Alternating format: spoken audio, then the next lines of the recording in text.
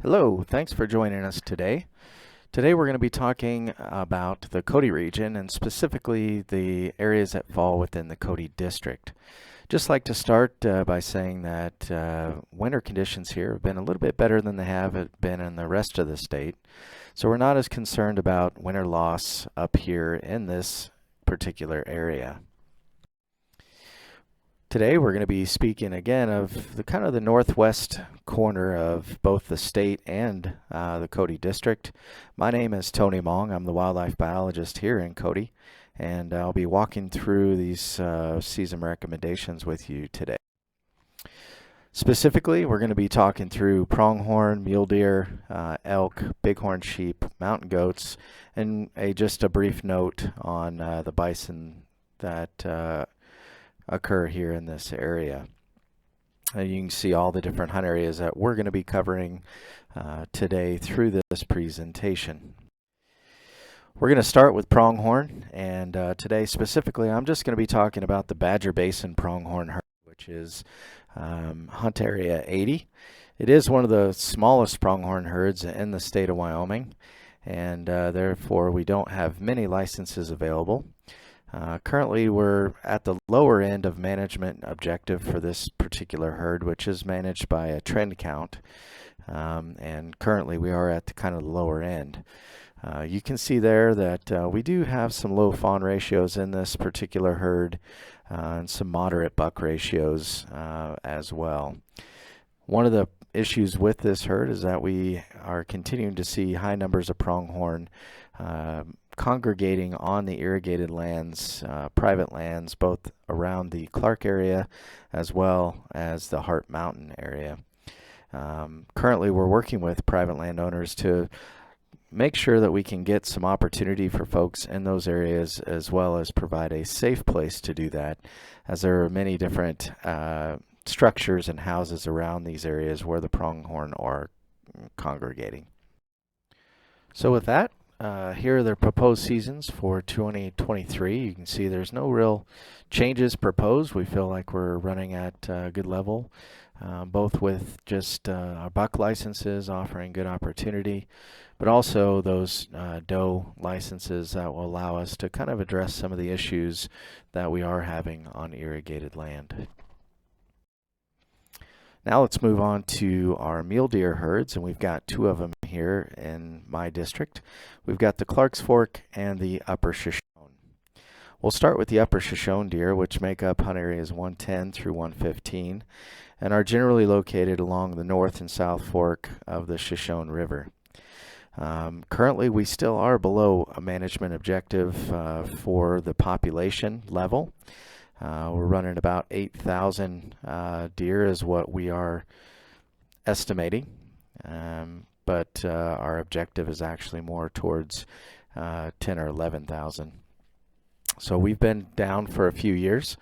Fawn ratios have been lower than what we'd see across the state average. We had a really good fawn crop last year at 77 fawns per 100, but this year you can see we dropped off back kind of around our average for this area. Buck ratios have been doing pretty well, running right in the mid-20s. We have seen an increase in those buck ratios over the last several years. Definitely seeing our harvest numbers come back up, which is a good indication of the number of deer available on the landscape. But unfortunately, as you will probably hear across the state, there are some chronic wasting disease concerns in this herd, especially within hunt area 113. And so our seasons are really proposed to continue to address those chronic wasting disease issues. As you can see on this slide, we have in the Upper Shoshone about a 14% positive rate or a prevalence rate within the Upper Shoshone herd. This data is based on the last 3 years worth of data collection. One other thing to note there, kind of on the bottom right there, is that white-tailed deer do run typically a little bit higher. And so what we've seen is an overall increase from about 5 to 14% here in the whole herd, but that really is being driven by the prevalence rate in Hunt Area 113, where last year we saw that rate closer to 40% for Hunt Area 113. Up in the top right-hand screen part of your screen, you can actually see that the main area of concentration of these positive deer are coming from just outside of Cody in an area that we like to call the Irma Flats area. This has been shown to be increasing due to, we would say, probably both densities of resident mule deer that are living in this area, as well as numbers of whitetails in this area.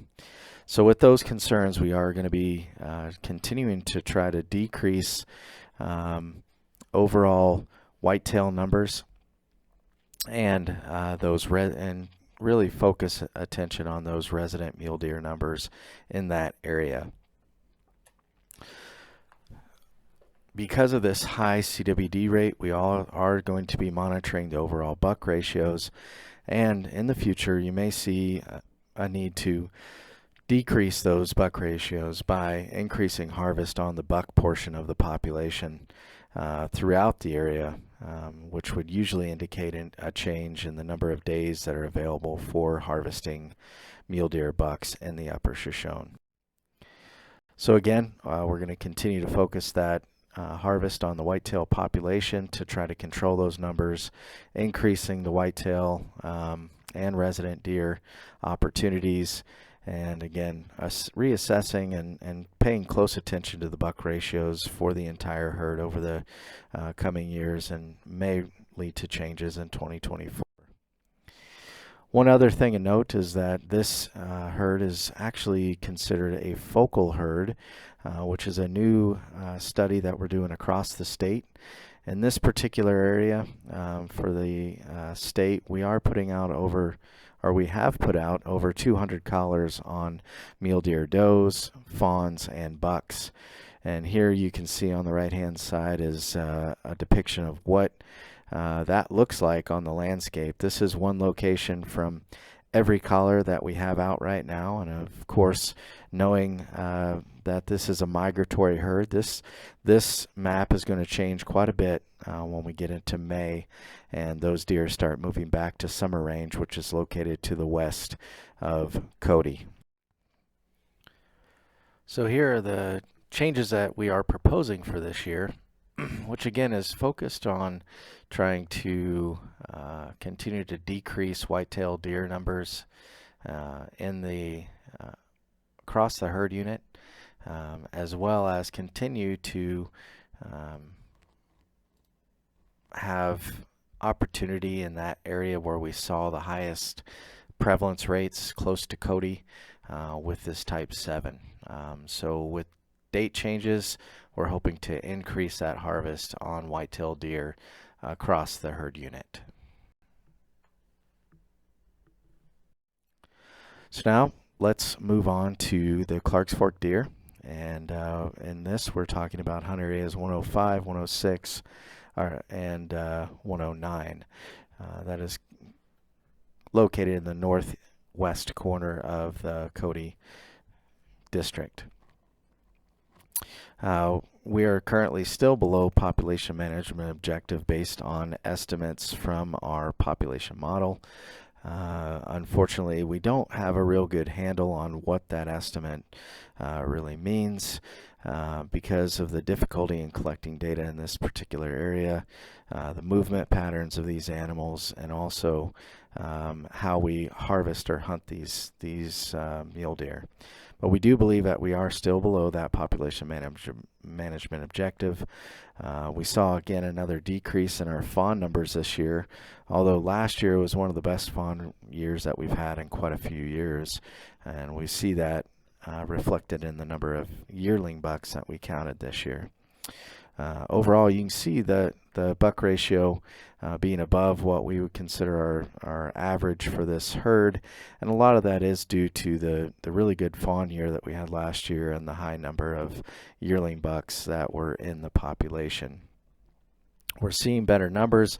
We're still not seeing a response in harvest, but we are very optimistic about this population and feeling much better about where we're at. And so really, unless we see some kind of major die-off event next year in 2024, we can probably assume that there'll be some type of increase in opportunity, most likely through the number of days that are available for harvest for these for this particular herd. Really no major changes to the general season this year, but again, looking forward to being able to possibly provide changes for next year.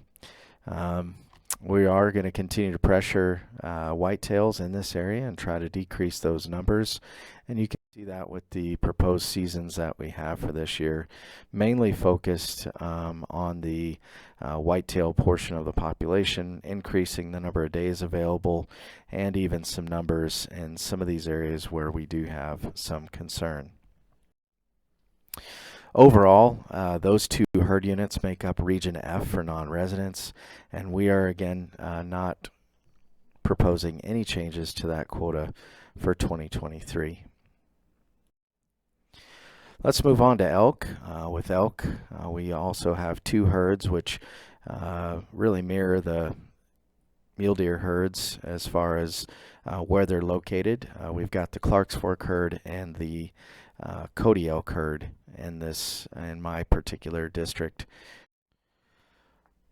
Now, with both elk herds in my area, we manage those through a 3-year average trend count, which simply means we go out each year, count elk from the air. We take that total number and we average it with the previous 2 years to give us that 3-year average. And we set our objective levels based on those numbers. And currently within the Clark's Fork elk herd, we are below objective in both hunt areas 51 and 53, although we are seeing some increases in 53, and we are above objective in hunt area 54.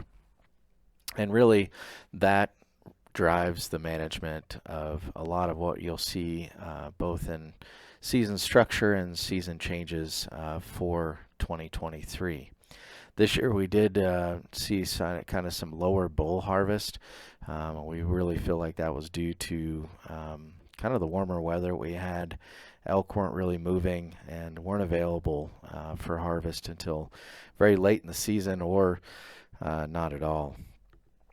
So overall, a management objective, as I mentioned, is to reduce the number of elk that are causing issues, mainly in hunt area 54, by reducing those elk numbers. But also we'd like to continue to see increased numbers of elk in hunt area 51 and 53. Within that hunt area 53, though, in addition to increasing numbers, we'd also like to increase hunt area success, especially with our bulls. And so there is going to be a new change in that hunt area 53. What you can see here is that there are some changes proposed. Again, if we start up at the top here and we look in hunt area 51, just some slight changes to cow licenses that are available, again, to help to increase the number of elk in hunt area 51. Slight increase in our type 9s just to allow a little bit more opportunity. We feel like there is that opportunity available for within the entire area for that early portion or that archery season. And again, in hunt area 53, trying to provide a little bit better opportunity for folks that are hunting in that November portion of that season, that type 2 license, by the major change being that taking off the restriction of the area and allowing that hunt to take place in the entire area of 53, which opens up kind of the northern portion of 53 to harvest for bulls, and we really hope that'll increase hunter success for that type 2 license. And then just a little housekeeping here, moving our full-priced cow licenses into the type 6 license, which is a reduced price cow-calf license. And then moving into our biggest changes, which again are to deal with elk that are causing some issues in the private lands east of Highway 120, mainly in the Heart Mountain area, where we continue to see increasing elk numbers despite our attempts to decrease those numbers.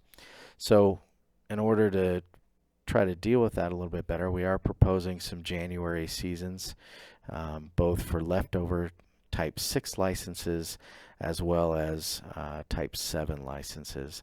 And again, a slight increase by 100 licenses for that type 7 to deal with those cows that are living in the Heart Mountain area and causing damage to private lands in the Heart Mountain area.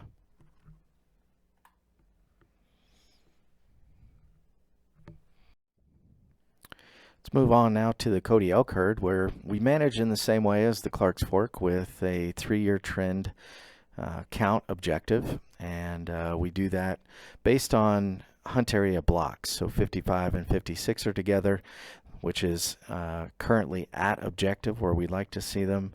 Those numbers are increasing slightly, and the same for 58 and 59, where that count block is at objective and increasing slightly. Hunt area 61 is above objective and has been for a few years now, or quite a few years, but it is on the decrease. Now that decrease is due to both harvest, trying to decrease those numbers through harvest, as well as just the movement of elk in and around and out of Hunt area 61. Currently, we're running about what we'd expect in this herd, about 20 calves per 100 cows, which is very similar to the 5-year average. Had decent success across the area, as you can see there. The general season success about 31%, which is a good success rate for a general elk area. Our bull license, our draw license, success for bulls, very good this year. Lots of opportunities for folks, as well as a good success on our cow licenses as well. Right now we are offering some cow licenses in 56 and 59, both to deal with kind of increasing populations, as I mentioned up above, but also to deal with some private land damage issues. Our cow licenses and hunt areas 58, which is going to be an increase in opportunity this year, and 61 are really dealing with those high numbers of elk on that Hunt area 61 winter range, where we do have concerns with both numbers of elk on that winter range and the amount of feed available, as well as mixing with private land and getting onto private land and mixing with cattle in the spring. And so we're going to stay pretty status quo across the Cody elk herd this year, with only one change occurring, and that is to increase some opportunity for cow and calf licenses within that Hunt area 58, again to deal with kind of increasing numbers there and numbers of elk moving out of 61, but no other major changes or any other changes across this herd unit. So we're going to kind of maintain what we've been doing over the last year, and again, overall trying to decrease elk in that Hunt area 61, 58, and some of that 59 country, continuing to decrease those numbers. So plenty of opportunity occurring in the Cody elk herd at this point. Now let's move on to Bighorn sheep, and this year has been a good year for Bighorn sheep, especially within hunt areas 1, 2, 4, and 5, with having relatively high success, especially in those hunt areas 1 and 2. with good age classes across all those hunt areas. We're really looking at good success in those 1, 2, 4, and 5, with some concern with hunt area 3. As you can see here, and just in these numbers, 70% success, lower average age, so there is some concern within hunt area 3. Now this year, if you remember, the legislature made a change last year, and what license availability looked like for non-residents for these particular licenses. And so this year that 90-10 split will be taking effect. That means 90% of the licenses will go to residents, 10% to non-residents, whereas in previous years it was a 75-25 split. So a lot of the changes that you see are going to be kind of administrative, dealing with trying to make that split a little bit easier, either within the year or within a couple of years. And really we take a look across the state to maintain that 90-10 split, and so you'll see that reflected in the licenses. But overall, within this herd unit, we're excited that we're able to increase the total number of licenses available by 6 this year. And here you'll see our proposed changes for the Absaroka sheep herd with hunt areas 1 through 5.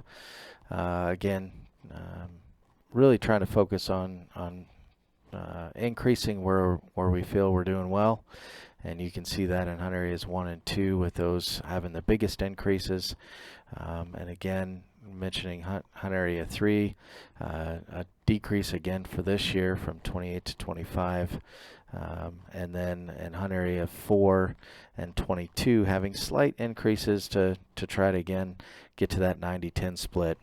And hunt area 5 kind of would normally have been at 30, but because we kind of balance the non-residents across the entire state, that will be 31 this year is what we're proposing.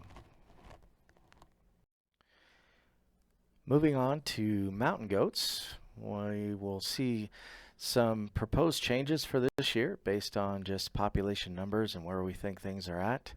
And this herd is the Beartooth herd, which occurs in hunt areas 1 and 3 in the northwest part of the state. With mountain goats in this particular area, we manage those through a trend count. Now, previous to last year, we had seen quite an increase in the number of goats in hunt area 3, and had seen lower numbers in goats in hunt area 1. But after last year's flight, we've actually seen kind of a switch, with the number of goats increasing in hunt area 1, and actually the number of goats in hunt area 3 and the Yellowstone National Park decreasing. Now, this was part of our management objective for this particular herd, was to increase that those numbers in hunt area 1 while decreasing numbers in hunt area 3. And so there had been quite an increase in licenses in hunt area 3 with a decrease in 1, and we've seen that start to take effect with our numbers of goats that we're seeing in each of those areas.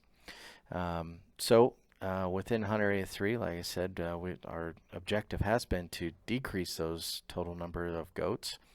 And reason being is that we feel like the overlap between mountain goats and bighorn sheep ultimately will not be good for the bighorn sheep. And so we've been trying to decrease those numbers over the last 5 years or so, and have seen that actually occur. We can see that both in the trend count that you see up in the top right hand side, as well as just hunt area success in the bottom right hand side.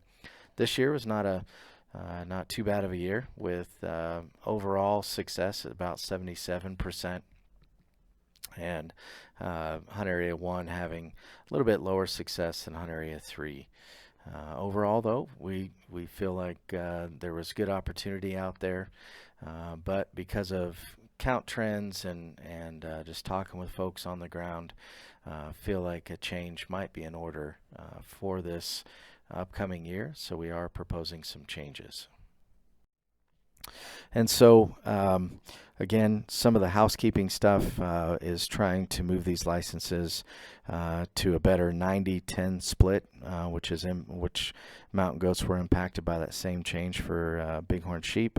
And so we felt like we've got enough mountain goats in that hunt area 1 now to move up to 10 total goats, which would allow for 1 non-resident license. And then again, reflecting kind of lower success and what we'd heard from hunters, not seeing as many goats in the hunt area 3, a decrease overall of about 10 licenses there for the mountain goats. And you can see the biggest decrease occurring for the type 1 license, which is for the entire area, whereas just a slight decrease for those hunt area 2s, which is the focused southern part of that area. Now there's a hunt area 5 that we created a couple years ago, again to deal with that issue of goats pioneering into a new part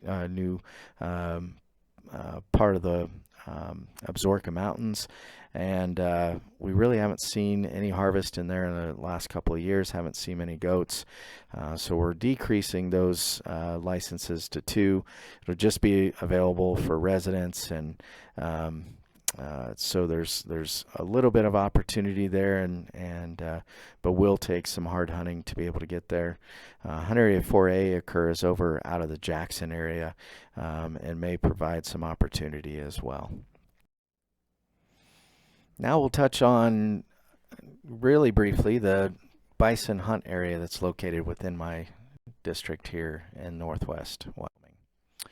Now, this is a really special area, and really has very kind of limited availability of licenses due to the fact that we really manage this area and only have licenses available if there are consistently more than 15 bulls located within that North Fork corridor in that hunt area 3 area.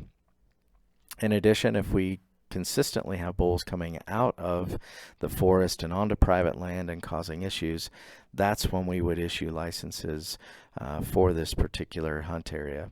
We did have a season a few years ago and had met really both of those type of management objectives, and have not had a season since because we have not met those management objectives. We haven't had any bulls coming out or any bison coming out of the forest, and so we haven't had a season and are not proposing one for 2023. If you happen to have any other questions, something I didn't answer, need clarification on anything, please feel free to get a hold of me. Or if you have specific questions about different areas, areas like Powell, Clark, Sunlight, you can get a hold of our game warden, Jordan Winter. If you have questions on the North Fork or South Fork, you can see there either Travis Crane on the North Fork or Grant Gearharder. And Corey Class, our Wildlife Management Coordinator, might be able to answer questions across the region or even within this particular district. Make sure that if you have any comments, you get those submitted either online or in writing, and we really need those by 5 p.m. on March 29th. Just like to thank you for listening, and look forward to hopefully seeing you out in the field someday.